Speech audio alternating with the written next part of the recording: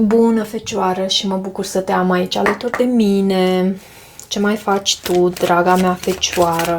Dragă Fecioară, pentru tine, astăzi vreau să extrag un mesaj mai întâi din acest oracol și vreau să văd care este sugestia Universului pentru tine, mesajul Universului pentru tine în următoarea perioadă.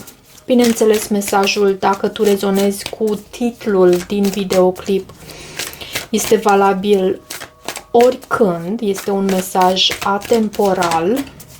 Eu nu mă focusez atât de mult pe astrologie, deși puțin așa mai am ca și patalama, dar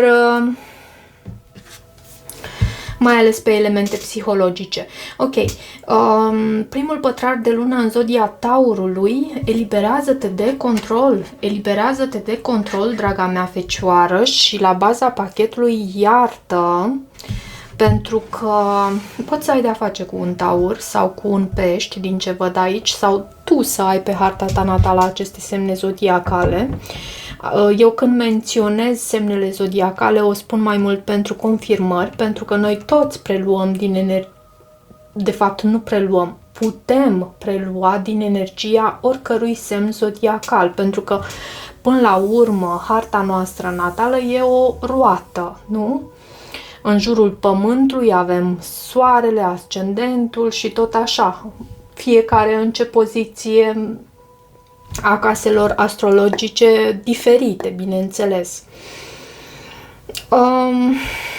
Dar menționez pentru a aduce confirmări vouă că sunteți pe calea cea bună și îndemnul Universului în această situație este să vă eliberați de control și să iertați. Pentru că, da, mai sunt și oameni care nu acționează așa cum ne dorim noi întotdeauna și e necesar să iertăm chiar și pe acești oameni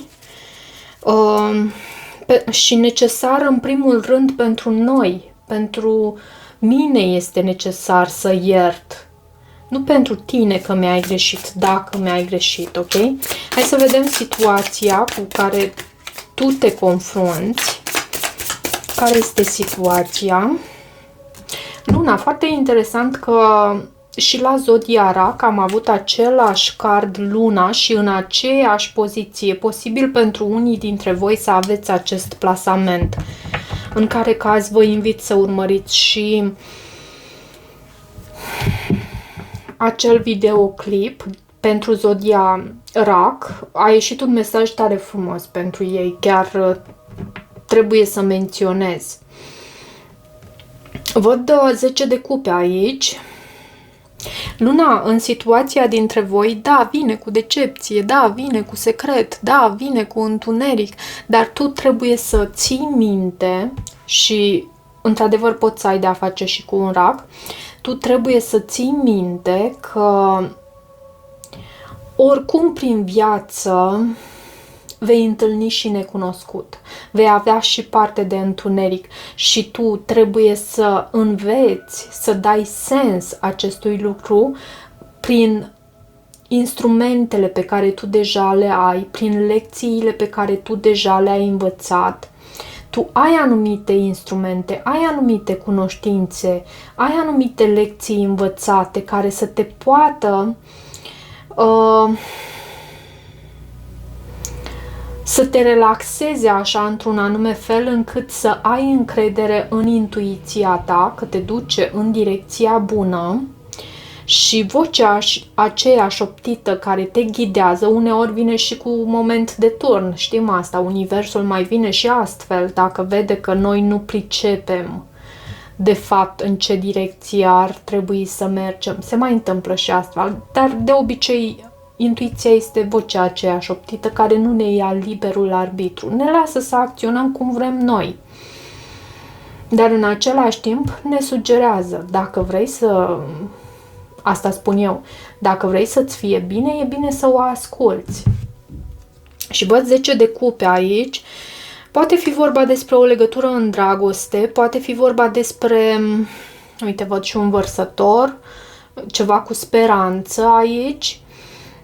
Poți să te afli oarecum la o răscruce de drumuri cu 2 de bâte aici, să fie necesară o decizie în această situație și ai încredere că intuiția ta te ghidează în direcția bună. Ok? De multe ori ne mai lăsăm mințiți pentru că ego-ul nostru are tot soiul de instrumente care nu ne duc întotdeauna la bine. De cele mai multe ori ne duc la ceea ce deja am experimentat, pentru că ego-ul reprezintă experiența pe care noi o avem.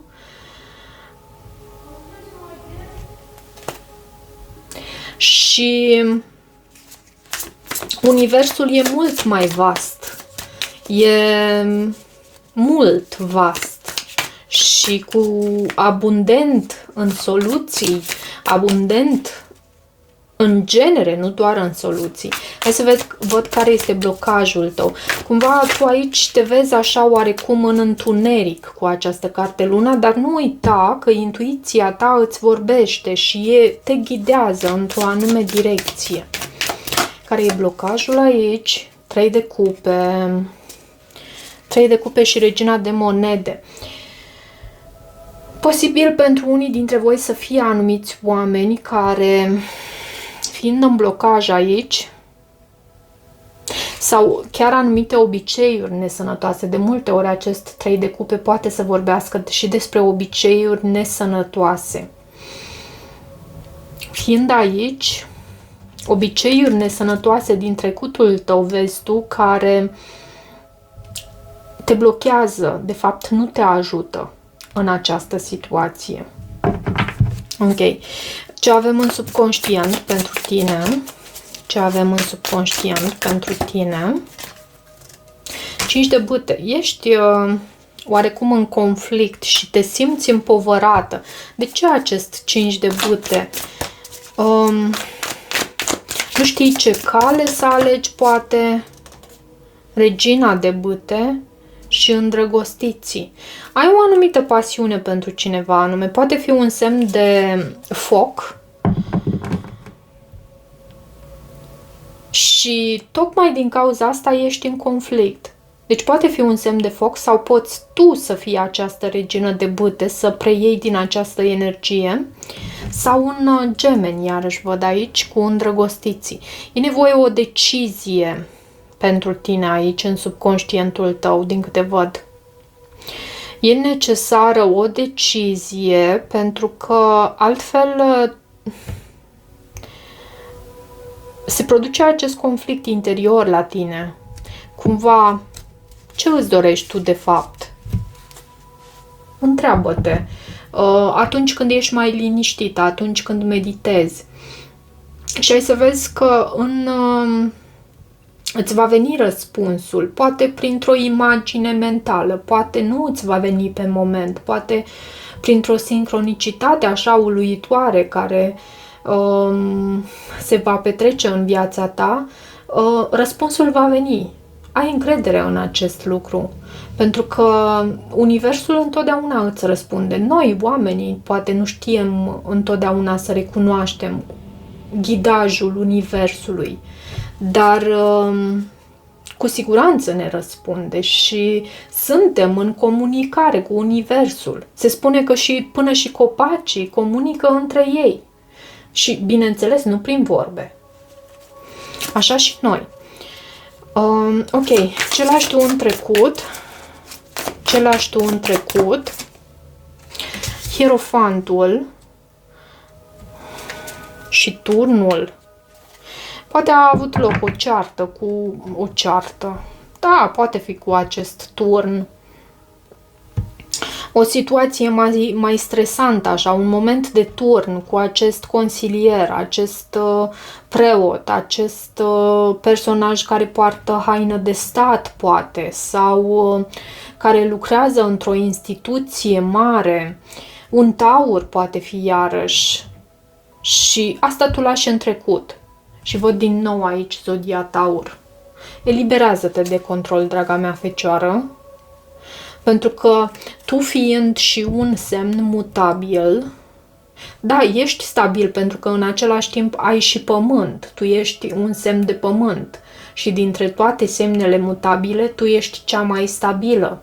Dar ești totuși un semn mutabil. Ești acel personaj care lipește și se lipește în același timp. Nu ești construit în sufletul tău, mai ales dacă ai soarele pe fecioară, tu nu ești construită, sufletul tău nu este construit să fie precum un semn fix, spre exemplu, care e ca un munte, așa, e ca un impas, e ceva ce nu poți scutura. Tu, în schimb, ești acel element de lipici, tu știi să... și chiar comunici foarte bine, pentru că guvernatorul tău, bineînțeles, este Mercur. Tu comunici foarte concis, foarte clar, spre deosebire de Gemeni. Ok, ce avem în gândurile tale? Și nu spun că gemenii nu se exprimă concis și clar, doar că acest element concis și clar mai mult ție îți aparține. E ca un cadou al tău din partea lui Mercur.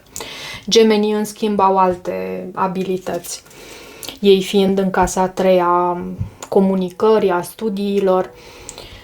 Cavalerul de monede e chiar energia ta și moartea. Poate te gândești la cum să schimbi anumite lucruri la tine. Această energie a cavalerului de bâte, poate te gândești să o lași în urmă și să faci lucrurile, pentru că ție ți se potrivește foarte bine această energie a cavalerului de monede, ți se potrivește mănușă, poți să o accesezi foarte ușor. Poți să te gândești, da, să faci să lași anumite lucruri în trecutul tău și să îți îmbrățișezi calitățile tale cu acest cavaler de monede. Cavalerul de monede, da, se mișcă încet, se mișcă mai greoi, dar e cavalerul de încredere. E acel cavaler care ajunge până la finish line, nu? Hai să văd acum în viitorul posibil, ce avem pentru tine în viitorul posibil, pentru Fecioară. Turnul. Turnul și Nebunul. Ceva ce vine pe neașteptate, vezi tu? Un nou început ce vine surpriză. Ce vine așa surpriză în momentul în care nici nu te aștepți. Și nici nu te aștepți de altfel. Și îți aduce speranță, văd steaua, îți aduce viziune, îți aduce un ideal înalt.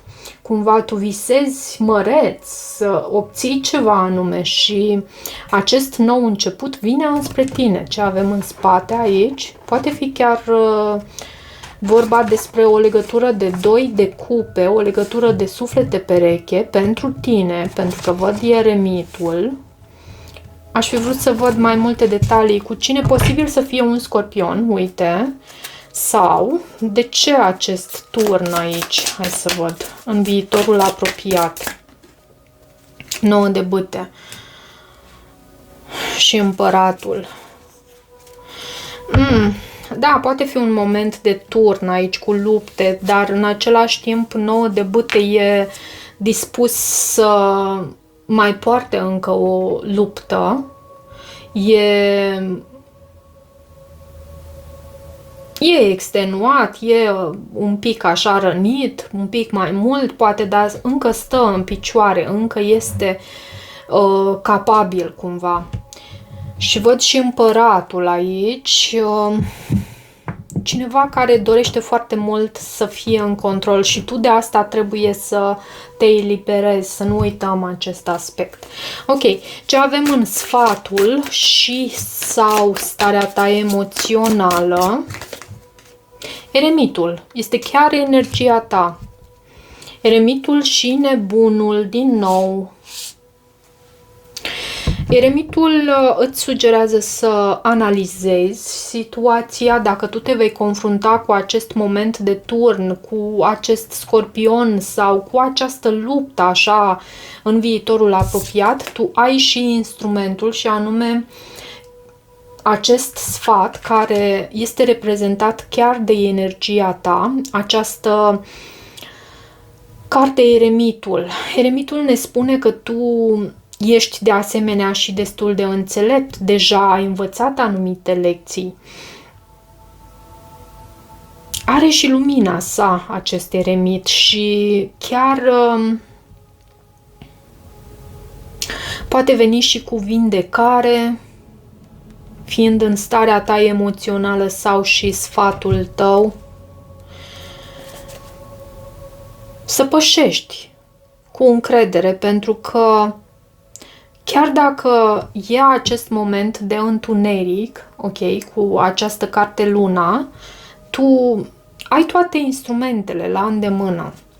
Ce vine din exterior și tu nu știi, energia care vine din exterior pentru Fecioară, 2 de bâte, o răscruce de drumuri pentru unii dintre voi, pentru tine, da, în care ți se cere să plănuiești și să faci planurile bine. De ce 2 de bâte? Cumva, și am văzut nebunul de câteva ori la tine, ți se cere să pășești în necunoscut și poate îți e frică, dar pentru că, da, în necunoscut nu e undeva confortabil, nu e spațiul pentru care să avem o hartă foarte bine stabilită, dar tu totuși ai acest eremit. Eremitul acționează înțelept. Ghidează-te după acest aspect. Nu-ți cer să acționezi nebunește în niciun caz. Temperanța, vindecare și poate reconciliere, poate cu acest săgetător, destul de multe arcane majore. Poate reconciliere cu acest săgetător sau da, să ai de făcut o alegere aici, posibil. Ok, ce avem în frica sau și speranța ta, frica sau speranța ta, de fapt, frica sau speranța ta, 5 de spade și împărăteasa. De ce acest 5 de spade în frica sau speranța ta? Uite, era și la baza pachetului împărăteasa și 8 de bâte. Îți e frică că poate nu acționezi într-un mod corect pentru binele tău cel mai înalt. Dar am să spun, nu știu la care semn zodiacal, mai povesteam despre acest lucru și vorbeam despre acel citat al lui Lucian Blaga, care foarte succint vorbește, bineînțeles că eu nu-l mai țin minte, dar vorbește despre faptul că viața noastră este de fapt un mare haos și atunci când conștientizăm acest lucru, ține de noi să îi dăm sens. Ce sens vă dați vieților voastre? Îmbrățișați-vă povestea, pentru că voi sunteți acea bucățică din puzzle-ul mare. Înzestrați cu tot ce este necesar pentru a reuși. După unicitatea voastră, pentru că fiecare e și unic. Nu doar că primim toate darurile, dar suntem și unici. E minunată viața asta și chiar e păcat să nu fie trăită la potențial sau pentru binele vostru.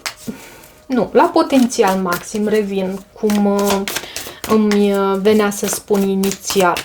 Care este rezultatul posibil obținut aici? 8 de spade și 6 de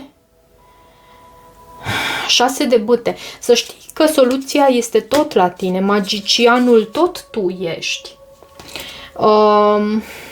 Posibil să treci printr-o perioadă aici cu 8 de bâte în care să te simți așa legată la ochi, dar sfatul este să te retragi, să gândești bine, să analizezi, pentru că tu ai această minte analitică și vei găsi soluția. De ce 8 de spade? De ce 8 de spade? 4 de bâte poate fi în legătură cu acasă, cu o căsnicie, poate fi vorba despre abundența ta, pentru că văd din nou regina de monede aici la baza pachetului. Ok. Poate fi vorba despre o căsnicie iarăși, să fii oarecum în gândurile tale legat de această căsnicie, dar nu uita de asemenea că iertarea este iarăși foarte importantă. Ok, hai să văd și mesaje adiționale din acest oracol, răspunsurile îngerilor. Ce trebuie să știe Fecioara în această perioadă? Ce trebuie să știe Fecioara? Iertare, din nou este subliniat și avem și aici. Reconsideră. Ce anume să reconsideri tu? În ceea ce privește sănătatea ta și îmbunătățirea sănătății tale, niște vești vei afla cu un an de acum înainte dacă mergi pe această cale a vindecării. Posibil pentru unii, da, să aveți anumite probleme de sănătate și sănătate. Eu nu dau sfaturi pentru că nu am nicio calificare în sensul ăsta în ceea ce privește sănătatea trupească, dar urmați sfatul medicului, bineînțeles, și în același timp căutați și acele soluții care vă pot însănătoși sufletul și iertarea este un instrument extraordinar de puternic. De multe ori nici nu conștientizăm cât de puternic. De ce iertarea aici pentru tine? În următoarele săptămâni, probabil va trebui să ierți, să faci un anume compromis în următoarele săptămâni. Ok, cam atât. Da, dragilor, dacă rezonați cu acest mesaj, nu uitați să vă abonați canalului, să mai veniți pe aici, pentru că eu vă aștept cu mare drag. Pentru citiri personale îmi puteți scrie pe adresa mea de e-mail. Sunt un picuț aglomerată acum, dar nu aglomerată. Am destul de multe citiri de făcut personale, dar le facem față cu răbdare la toate. Ok, vă pup, vă îmbrățișez cu recunoștință și iubire și ne vedem curând. Pa, pa!